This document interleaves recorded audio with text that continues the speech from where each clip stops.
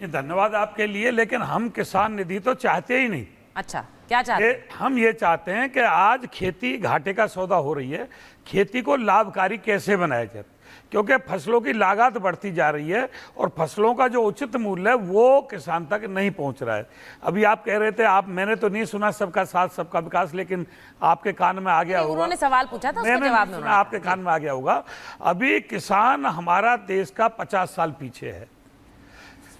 जब तक लोकसभा, विधानसभा और राज्यसभा में किसान सत्र कम से कम 5 दिन का नहीं चलेगा और उसमें किसानों पर चर्चा नहीं होगी कि खेती को लाभकारी कैसे बनाया जाए। आज खेती घाटे का सौदा है, क्योंकि बीमा का लाभ नहीं मिल पाता। वो ये है कि जब तक 70% फसल पूरी तहसील की खत्म ना हो जाए, जब तक किसान को लाभ नहीं मिल पाता बीमा का। और खेती पे जो लागत मूल्य बढ़ रहा है, दूध का रेट, जो पालतू पशु है उनका दूध का उचित रेट नहीं मिल पाता, तो इस पर गवर्नमेंट को बोनस देना चाहिए दूध पर। जो हमारे पालतू पशु हैं उनकी इलाज की व्यवस्था बेहतर नहीं है। गांव देहात से शिक्षा और स्वास्थ्य दूर हो रहा है। अभी आयुष्मान कार्ड है, अच्छी योजना है, लेकिन आयुष्मान कार्ड में भी ना तो सारे अस्पताल हैं और ना सारे इलाज हैं उसके अंदर, और ना ओपीडी है उसके अंदर। ज़्यादातर आदमियों को अपने पैसे से इलाज कराना पड़ता है। विशेष परिस्थिति में आयुष्मान का लाभ मिलता है, जबकि सरकारी अस्पतालों में और सरकारी स्कूलों में शिक्षा और स्वास्थ्य का बिल्कुल बंटा ढार है। कुछ लोग कहते हैं रोटी, कपड़ा और मकान मूलभूत आवश्यकता है। मैं कहता हूं शिक्षा, स्वास्थ्य और रोजगार अगर है तो रोटी, कपड़ा और मकान तो अपने आप मिल जाएगा। देश के अन्नदाता ने कोरोना काल में भी देश की आर्थिक व्यवस्था को नहीं लड़खड़ाने दिया। जिस समय पूरा देश ठप था, उस समय किसान काम कर रहा था। लेकिन मैं शिवराज जी आपको यहाँ रोकूंगी। एक बात मैं समझना चाहती हूँ। देखिए, आप कह रहे हैं किसान 50 साल पीछे चल रहा है।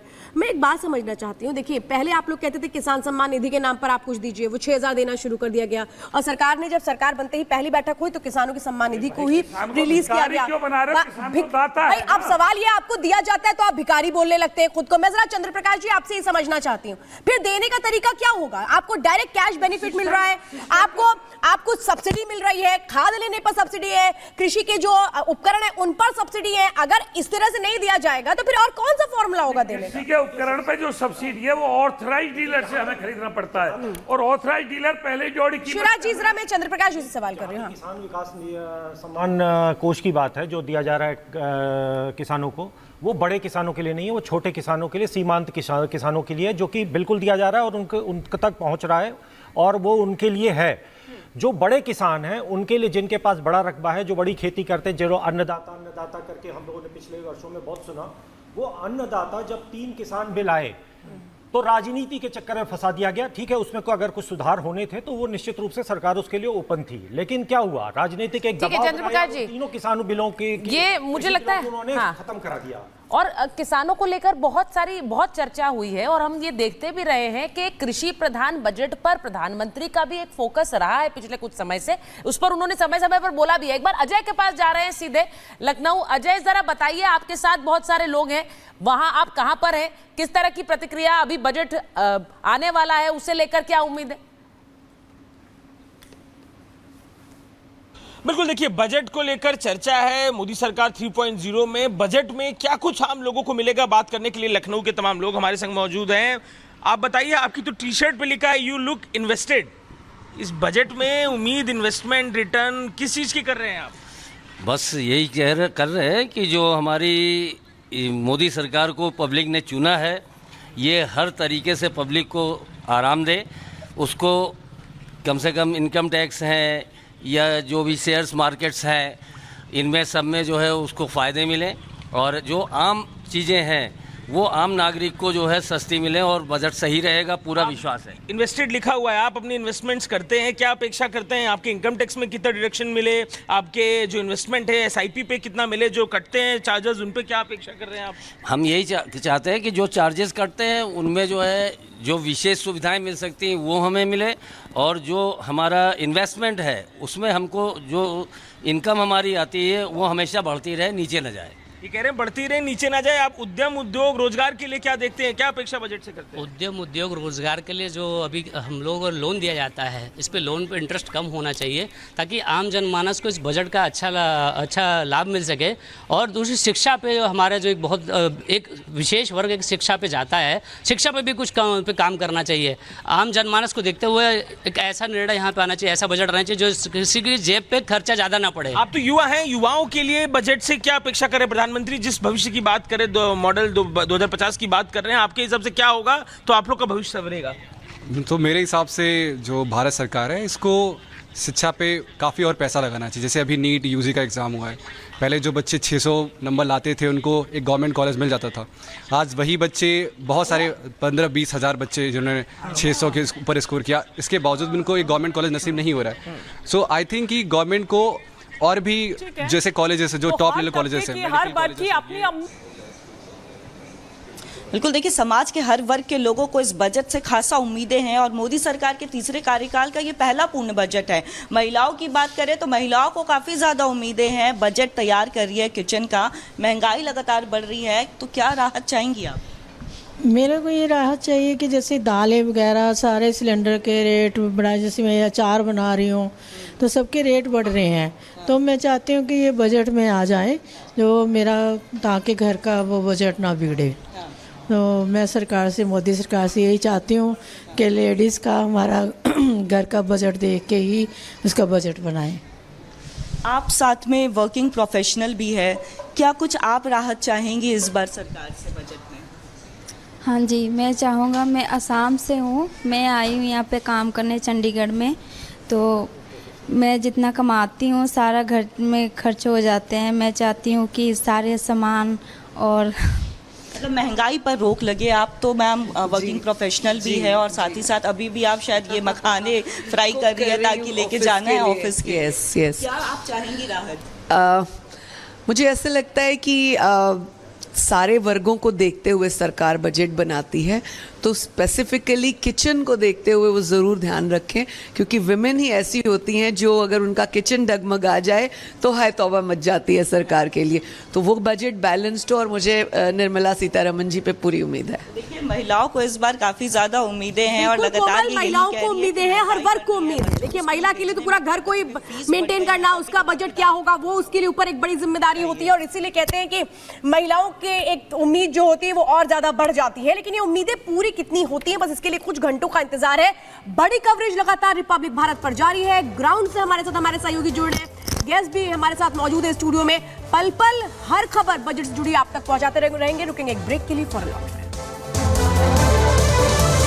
नमस्कार, आपके साथ मैं हूं सुचारता कुकरेती और बजट की ये बड़ी कवरेज, इसमें श्वेता त्रिपाठी भी मेरे साथ है, हिमानी भी मेरे साथ है और एक बहुत बड़ा पैनल हमारे साथ, न सिर्फ स्टूडियो से बल्कि ग्राउंड से, यानी जहां जहां बजट का असर पड़ेगा वहां वहां से रिपब्लिक भारत आपके लिए खबर लेकर आएगा। आज का बड़ा दिन है। निर्मला सीतारमण अब से थोड़ी देर बाद ठीक 11 बजे संसद में अपना 7वां बजट पेश करेंगी और मोदी 3.0 का पहला बजट होगा। जी हाँ, तो मोदी सरकार के तीसरे कार्यकाल का ये पहला बजट है। वित्त मंत्री निर्मला सीतारमण लगातार 7वां बजट पेश कर एक नया रिकॉर्ड बनाने जा रही हैं और इस बजट पर आम लोगों की नजरें टिकी हुई है।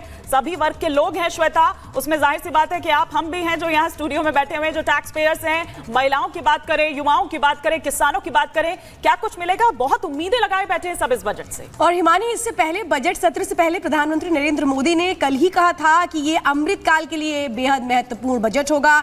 उन्होंने ये भी कहा था कि मिडिल क्लास चूंकि देश के विकास का चक्का है और उसको राहत मिले, इसके लिए भी नीति होगी। तो वहीं हेल्थ सेक्टर, किसान, तमाम ये चीजें हैं जिसको पूरा करने की तरफ ये जो बजट है ये कैसे आगे बढ़ेगा देश की अर्थव्यवस्था को संभालने के लिए, मजबूत करने के लिए। और हमारे साथ हमारे सहयोगी भी लगातार जुड़े हुए हैं। महिमा हमारे साथ लगातार बनी हुई है निर्मला सीतारमण की आवाज से। महिमा, बताइए कि वहां क्या हलचल है, क्योंकि माना जा रहा है कि 8:15 के लगभग निर्मला सीतारमण अपने आवाज से निकलेंगी। बिल्कुल देखिए यहाँ पर हलचल काफी तेज होते हुए इस वक्त नजर आ रही है, क्योंकि यहाँ पर जो सुरक्षा कर्मी तैनात किए गए उन्होंने साफ साफ कहा है कि अब आपको यहाँ से थोड़ा सा दूर जाना होगा, क्योंकि निर्मला सीतारमण यहाँ से निकलने वाली। देखिए 8:30 बजे का वक्त है जब वो नॉर्थ ब्लॉक के लिए निकलेंगे और 9 बजे के करीब नॉर्थ ब्लॉक में वो बजट जो टीम है जिस टीम ने बजट बनाया उनके साथ फोटो सेशन उनका होने वाला है। उसके बाद फिर राष्ट्रपति भवन के लिए 9:10 पर निकलने वाली है और फिर 9:45 पर वो पार्लियामेंट के लिए निकलेंगे और वहां पर भी उनका फोटो सेशन होगा और कैबिनेट मीटिंग भी होगी पार्लियामेंट में, वो होगी 10:15 पर। तो इस वक्त देखिए लगातार आपको तस्वीरें हम दिखा रहे हैं, यहाँ पर भी हलचल काफी तेज इसलिए हो गई क्योंकि यहाँ पर बैरिकेडिंग कर दी गई ताकि मीडिया आप थोड़ा सा, जहां पर आपको पुलिसकर्मी भी नजर आ रहे होंगे वहां पर मीडिया अंदर ना आए। और उन्होंने साफ तौर पर कह दिया है कि अब निर्मला सीतारमण यहाँ से निकलने वाली हैं और जैसे वो निकलती हैं वो देखना काफी ज्यादा महत्वपूर्ण, क्योंकि उनकी साड़ी की चर्चा हमेशा से रहती है कि उनकी थीम थोड़ी अलग होती है हर बार और वो थीम ही बजट के अकॉर्डिंग होती है, तो इस बार वो भी देखना काफी ज्यादा इंपॉर्टेंट होगा। लेकिन अपडेट मैंने आपको बता दिया कि अब से 15-20 मिनट में निर्मला सीतारमण यहाँ से निकलेंगे और नॉर्थ ब्लॉक को यहाँ से जाने वाली है। जी तो महिमा इस वक्त निर्मला सीतारमण के आवास से हमारे साथ जुड़ी हुई हैं। सत्य विजय के पास चलते हैं, भोपाल। अब देखिए अलग अलग शहरों में लोगों की आस क्या है, लोगों की उम्मीदें क्या हैं और वो कितना खरा उतरेंगी निर्मला सीतारमण, उनकी उम्मीदों पर थोड़ी देर बाद पता चलेगा। लेकिन सत्य विजय, अभी समय लोगों का है, अपनी उम्मीदें बता सकते हैं, अपनी डिमांड्स भी रख सकते हैं। हालांकि बजट का खाका तैयार हो चुका है, लेकिन क्या सोच रहे हैं वो? जी हाँ, बिल्कुल। देखिए, मैं भोपाल में एक पार्क में हूँ जहाँ पर कि मॉर्निंग वॉक करने तमाम लोग आते हैं। इनमें कई लोग जानकार भी हैं, बजट के जानकार भी है, सीए भी हैं, वकील भी हैं। सर, सबसे पहले आपसे शुरुआत करूँगा, क्या उम्मीद है सर बजट से? सबसे पहले मैं प्रधानमंत्री जी को बधाई देता हूँ कि उन्होंने अपने तीसरे काल में अपना बजट ये पेश कर रहे हैं। बजट तो पेश हो रहा है, थोड़ा बहुत मैं आर्थिक सर्वे पढ़ रहा था, जो समझ रहा था, उसके आधार पर 2 फैक्टर हमेशा काम करते हैं, एक ग्लोबल इकोनॉमिक और एक होता है लोकल इकोनॉमिक। जहाँ तो लोकल इकोनॉमिक की बात करें तो RBI ने अपनी नई गाइडलाइन जारी करने के लिए उन्होंने बोला है थोड़ा सा रेट में इनको कटौती करनी पड़ेगी, लेकिन ग्लोबल इकोनॉमी को जब तक अमेरिका अपने फेडरल बैंक में वहाँ नहीं करते तो इसका इम्पैक्ट इसको कैसे मैनेज करते हैं, ये अपने आप में बहुत बड़ी बात होगी। दूसरा ये है कि इनको थोड़ा जो है वर्ल्ड की सप्लाई चेन पे भी बहुत ध्यान देना पड़ेगा। और तीसरा जो है, जो डिसाइडिंग फैक्टर रहता है खासतौर पर खाद और फूड में जो होता है, ये जो तेल की कीमत है, इस पर भी ध्यान देना पड़ेगा। आप क्या कहेंगे सर बजट को लेकर? इस बार मिडिल क्लास का विशेष ध्यान देना चाहिए गवर्नमेंट को, क्योंकि गवर्नमेंट को, मिडिल क्लास को गवर्नमेंट से यही उम्मीद है। सर, आप क्या कहना चाहेंगे? देखिए, आम आदमी को बहुत ज़्यादा कुछ फर्क नहीं पड़ता कि बजट में कि कहाँ से फंड्स आएंगे और कहाँ पे फंड जाएंगे। आम आदमी जिसमें बहुत बड़ा सैलरीड क्लास है, उसको सिर्फ इससे बात से फर्क पड़ता है कि मेरी बेसिक एग्जम्पशन लिमिट क्या है या मेरी टैक्स की प्लानिंग को मैं कैसे मैक्सिमाइज कर सकता हूँ। अभी तक 3 लाख रुपए सिर्फ बेसिक एग्जम्पशन लिमिट है, जो कि कम से कम 7 लाख रुपए होना चाहिए। इन्होंने लास्ट बजट में 7 लाख रुपए किया था, but that was with some certain conditions. तो अभी बिना किसी कंडीशन के 10 लाख होना चाहिए, प्लस आदमी के पास खर्च करने के लिए कुछ पैसे तो बचे, तब ना वो कुछ कर पाएगा अपनी प्लानिंग। और कुछ खर्च करने के लिए पैसा तो उनके पास बचना चाहिए। ये भोपाल की जनता थी, लेकिन बनारस की जनता क्या कह रही है? राघवेंद्र हमारे सहयोगी हमारे साथ जुड़े हुए हैं। और राघवेंद्र, यहाँ तो चाय की चुस्कियों के साथ सुबह सुबह राजनीति की बातें भी शुरू हो जाती है, राजनीतिक चर्चा शुरू हो जाती है। आज का दिन अहम है, बजट से क्या उम्मीद लगाए ये बैठे हैं कि इनके लिए क्या होना चाहिए? बनारस की सुबह की तो कोई बात ही नहीं है, वो अपने आप में एक अजीब तरह की एक रौनक होती है। देखिए, मैं इस समय काशी में हूँ, बनारस में हूँ। अंतर्राष्ट्रीय जो क्रिकेट स्टेडियम है सिगरा चौराहे पे, उसके सामने हुई प्रधानमंत्री नरेंद्र मोदी